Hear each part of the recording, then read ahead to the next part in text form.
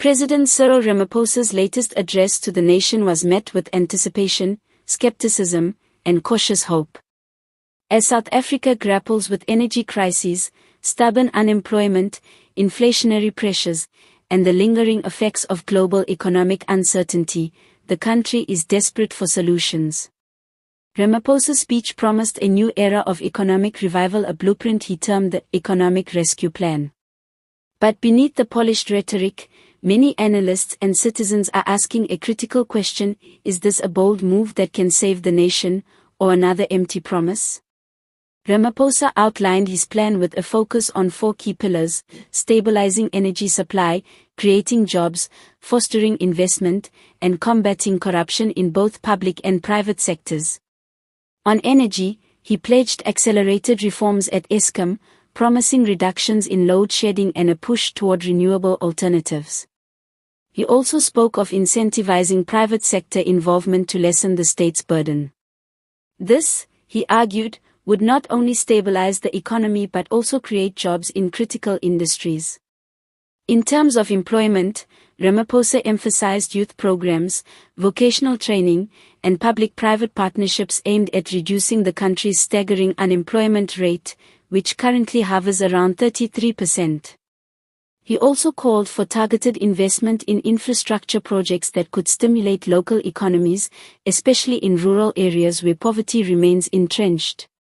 Finally, the president highlighted corruption as a core obstacle to economic growth. He committed to stricter oversight, improved transparency, and swift action against individuals or entities that siphon public funds. At face value, the plan reads as ambitious, structured, and comprehensive, a roadmap that seems designed to reassure citizens and investors alike. Many economists and political analysts praise the plan as a necessary intervention. Supporters argue that Ramaphosa is demonstrating decisive leadership at a time when indecision could be catastrophic. He is addressing the structural weaknesses that have held back South Africa for decades, one commentator noted. Investors, too, appeared cautiously optimistic. Some international business forums reported positive sentiment following his speech, particularly regarding Eskom reforms and the government's commitment to fostering a more predictable economic environment. Citizens in urban centers, especially entrepreneurs and small business owners, expressed hope that infrastructure investments and anti-corruption measures could create a more enabling environment for business growth. However, critics were quick to challenge Ramaphosa's proposals, arguing that the speech lacked specifics on timelines, budgets, and accountability measures. Many point out that similar promises have been made by past administrations and broken. Skeptics question whether the president can realistically implement these reforms given the entrenched factionalism within the ANC and the bureaucracy's history of inefficiency. Social media was awash with commentary highlighting skepticism. "Words are cheap," one Twitter user wrote. "We need action. A plan without delivery is just another election speech." Memes mocking Eskom's persistent failures went viral, emphasizing public frustration with repeated promises of energy stability. Critics also noted that while the plan addresses immediate economic concerns, it does not offer groundbreaking solutions for systemic issues like inequality, rural poverty, and education gaps. Observers also suggest that Ramaphosa's plan may be as much a political maneuver as an economic strategy.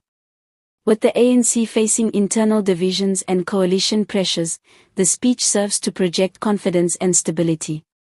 By presenting a structured plan, Ramaphosa positions himself as the party's leader capable of navigating crises both economic and political. Yet this dual purpose raises questions about prioritization.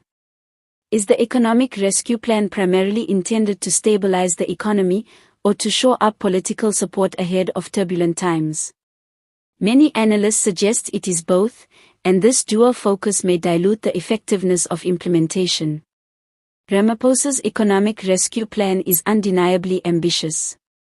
It identifies key areas of concern: energy, employment, investment, and corruption, and offers a vision of a revitalized South Africa. Yet the plan's impact will ultimately be measured not by speeches or headlines, but by concrete results: stable power supply, new jobs, effective anti-corruption enforcement, and sustainable growth. The question remains, can Ramaphosa deliver, or is this another lofty promise destined to fade in the face of political and bureaucratic inertia? For citizens and investors alike, the answer is crucial. South Africa's economic fate may hinge on the president's ability to turn bold words into decisive action, and time is running out.